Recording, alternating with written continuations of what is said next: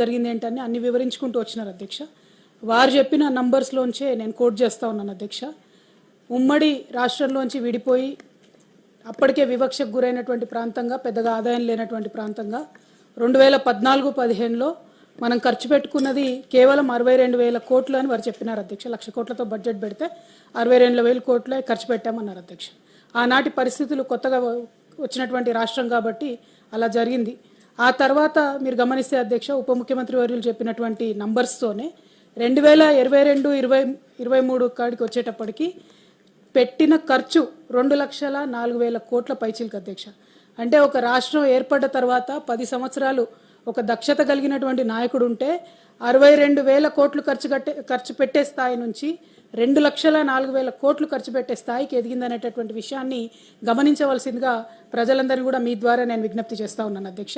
ఇవాళ 2,04,000 కోట్లు ఖర్చు పెట్టేటటువంటి పరిస్థితికి రాష్ట్రాన్ని తీసుకొచ్చినాం కాబట్టే కొత్తగా ఏర్పడ్డటువంటి ఇప్పుడు ప్రభుత్వం 2,75,000 కోట్లతో బడ్జెట్ పెట్టేటటువంటి అవకాశం వారికి వచ్చింది అధ్యక్ష.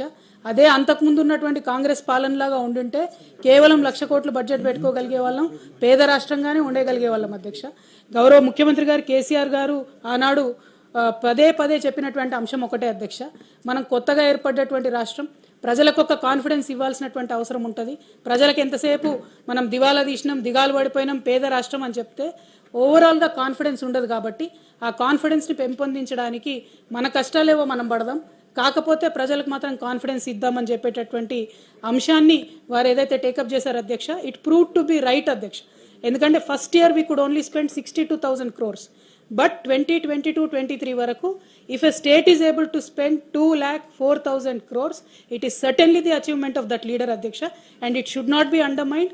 మీరు అంకెల గారెడ్ చేసి మా ప్రభుత్వం యొక్క 10 ఏళ్ల పాలనను ఏదో తగ్గించాలని చూస్తే అంకెలు దాగవు అధ్యక్ష. మీరు చెప్పిన అంకెల్లోంచే నేను మీకే కోట్ చేసి చెప్తా ఉన్నాను అధ్యక్ష.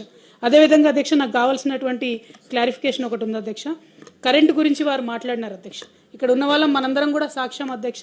ఇక్కడ అనేక మంది యూట్యూబ్ ఛానల్ ఏమైంది ప్లీజ్ వారు ఆన్సర్ చెప్తారు. మంత్రులు అక్కడ చాలా మాట్లాడినారు, టైం అయిపోయింది ప్లీజ్ అధ్యక్ష. ఇవాళ అనేక మంది చిన్న చిన్న వ్యాపారాలు చేసుకునేటటువంటి వారిని మీరు కనుక్కోవచ్చు అధ్యక్ష. అది జిరాక్స్ సెంటర్ ముందు నుంచి మొదలు పెడితే టీవీ ఛానల్ వరకు, చిన్న స్థాయిలో ఉండేటటువంటి ఐటీ కంపెనీల వరకు మళ్ళీ కొత్తగా జనరేటర్లు కొనుక్కునేటటువంటి పరిస్థితి వస్తున్నది. వాస్తవమా కాదా అది ప్రజలకు తెలుసు అధ్యక్ష. అబద్ధాలు ఆడితే దాగేటటువంటిది కాదు. ఇంకొకటి SPDCL అధికారుల సంగతి కూడా వారు మాట్లాడుతూ చెప్పినారు అధ్యక్ష. నిజంగా జరుగుతోంది. ఇవాళకి కూడా పొలాల దగ్గరికి వెళ్ళి వరి కోత మెషిన్లు కానీ ఇంకోటి ఏదన్నా ఉంటే కమర్షియల్ మీటర్లు పెట్టమని చెప్పి ఫోర్స్ చేస్తున్నటువంటి విషయం మొన్ననే గౌరవ సభ్యులు పెద్దలు జీవన్ రెడ్డి గారు కూడా ఇదే సభలో చెప్పినటువంటి విషయాన్ని నేను గౌరవనీయులు ఉప ముఖ్యమంత్రి గారి దృష్టికి తీసుకొని వస్తా ఉన్నాను అధ్యక్ష.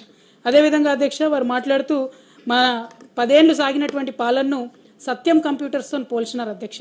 పేరెన్నిక కలిగినటువంటి సత్యం కంప్యూటర్స్ అధ్యక్ష ఇంటర్నేషనల్ స్థాయిలో ఒక తెలుగు బిడ్డ రెప్యుటేషన్ తెచ్చుకుంటే తమరి కాంగ్రెస్ ప్రభుత్వం హయాంలోనే అధ్యక్ష వారిని అనవసరంగా వేరే వేరే బిజినెస్లోకి లాగి వారు జైలు పాలయ్యే వరకు చేసింది కూడా మీరే అధ్యక్ష. కాకపోతే కేసీఆర్ గారి పాలనలో అటువంటివి ఏం జరగలేదు అధ్యక్ష. రెండో విషయం అధ్యక్ష, గౌరవ పెద్దలు జీవన్ రెడ్డి గారు కూడా మాట్లాడుతూ మేము చాలా ఉద్యోగాలు ఇచ్చినామని చెప్పినారు అధ్యక్ష. అసలు వచ్చిందే 65 రోజులు, మమ్మల్ని ఏం అడగొద్దని ఒక పక్క అంటున్నారు, ఇంకో పక్క మీరు ఎప్పుడు వస్తురి, ఎప్పుడు నోటిఫికేషన్ ఇస్తురి, ఎప్పుడు పరీక్షలు పెడతారు, ఎప్పుడు రిజల్ట్లు ఇస్తారు, డైరెక్ట్గా తీసుకొచ్చి సర్టిఫికెట్లు ఇవ్వబడతారు. అది మేము ఇచ్చిన ఉద్యోగాలకే మీరు సర్టిఫికెట్లు ఇచ్చుకుంటా పదే పదే పదే కొత్త ఉద్యోగాలు అనడం అన్యాయం అధ్యక్ష. ఇకపోతే అధ్యక్ష అబ్సల్యూట్లీ బై ఛాన్స్ అధ్యక్ష మీరు లక్కీగా అధ్యక్ష. ఒకటే ఇంకా క్లారిఫికేషన్ అధ్యక్ష, ఇప్పుడు యువ వికాసం పేరుతోని గౌరవ పెద్దలు బట్టి విక్రమార్క గారి సంతకంతో అధ్యక్ష మన రాష్ట్ర ముఖ్యమంత్రి వర్యులు రేవంత్ రెడ్డి గారి సంతకంతో ప్రతి ఇంటికి ఎన్నికలప్పుడు వీళ్ళు పంచినారు అధ్యక్ష. ఇందులో యువ వికాసంలో నిరుద్యోగ భృతి ఇస్తామని చెప్పారు అధ్యక్ష, 4,000 పర్ మంత్. మరి అది ఉందా లేదా, ఉంటే బడ్జెట్లో దాని ఊసెందుకు లేదు అన్నటువంటిది. ఎందుకంటే ప్రియాంక గాంధీ గారు బట్టి విక్రమార్క గారు కలిసే వారు ఒక సభలో ప్రకటించినారు అధ్యక్ష. మరి బట్టి విక్రమార్క గారు అబద్ధం చెప్తున్నారా, ప్రియాంక గాంధీ గారు అబద్ధం చెప్తున్నారా, క్లారిఫికేషన్ ఇవ్వాలి అధ్యక్ష. అదేవిధంగా విద్యా భరోసా కార్డు ఇస్తామని ఇందులో ఉందండి గ్యారంటీ, 5 లక్షల రూపాయలు పిల్లలకి ఇస్తామని. దాని సంగతి ఎక్కడ మెన్షన్ చేయలేదు అధ్యక్ష. అది అడుగుతాను, మీ ప్రియాంక గాంధీ గారు విక్రమార్క గారే చెప్పారన్న, అందుకే అడుగుతాను. అట్లనే అధ్యక్ష గ్యాస్ సిలిండర్ విషయంలో ఒక అనుమానం ఉంది అధ్యక్ష. ఉన్నవి 70 లక్షల కనెక్షన్లు అధ్యక్ష. 70 లక్షల కనెక్షన్కు 500 రూపాయల చొప్పున 12 సిలిండర్లు ఇస్తే 4,200 కోట్ల పైచీలకు ఖర్చు అవుతుంది అధ్యక్ష. కానీ ఇవాళ వాళ్ళు ఇచ్చినటువంటి అలొకేషన్ కేవలం 200 కోట్ల రూపాయలు. అంటే లబ్ధిదారుల సంఖ్యను కుదిస్తున్నారా, ఇచ్చేటటువంటి నంబర్ ఆఫ్ సిలిండర్స్ కుదిస్తున్నారా, లేకపోతే వైట్ రేషన్ కార్డు ఉంది లేదు అనేటటువంటి వంకలు పెడతారా, ఏం చేస్తారు, విధి విధానాలు ఎట్లా రూపొందిస్తారు? ఎందుకంటే ఇక్కడ గౌరవ సభ్యులు జీవన్ రెడ్డి గారు పదే పదే మాకు చెప్తారు అధ్యక్ష, discussion should happen with the stake holders అని చెప్తారు.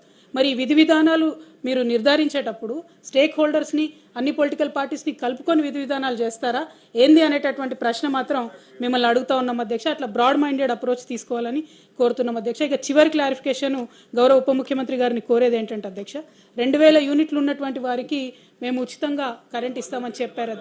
సారీ 200 అధ్యక్ష, 200 ఉన్నటువంటి వారికి ఉచిత కరెంట్ ఇస్తామని చెప్పారు. ఇక్కడ హైదరాబాద్ సిటీ ఫర్ ఎగ్జాంపుల్ తీసుకుంటే అధ్యక్ష, ఇప్పుడు కిరాయికి ఇన్నోళ్ళు ఉంటారు, ఓనర్లు ఉంటారు. మీటర్ ఏమో ఓనర్ పేరు మీద ఉంటుంది, కిరాయి ఉన్న వాళ్ళేమో కరెంటు కడుతుంటారు. మరి ఎవరికి ఇస్తారు అన్నది ఇంతవరకు ఎవరికి అర్థమైతలేదు అధ్యక్ష.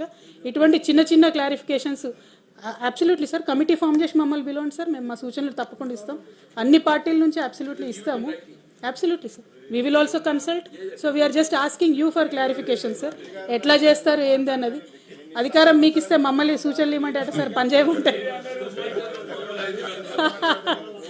ఎగ్జాక్ట్లీ, మీరు ఒక ఫార్మల్ ప్రొసీజర్ క్రియేట్ చేయండి సార్, తప్పకుండా మా పార్టీ నుంచి అఫీషియల్గా రెస్పాన్స్ అన్నది కూడా ఇస్తాం అధ్యక్ష. These are my clarifications. Thank you. Beg sahab, उन्होंने बात करे उन्होंने देना क्लैरिफिकेशन, उन्होंने पूछना एफएनडी बजट पे जो बात करे उन्हें ही पूछना पड़ता. चेयरमैन साहब, आपके जरिए मैं डिप्टी चीफ मिनिस्टर साहब से गुजारिश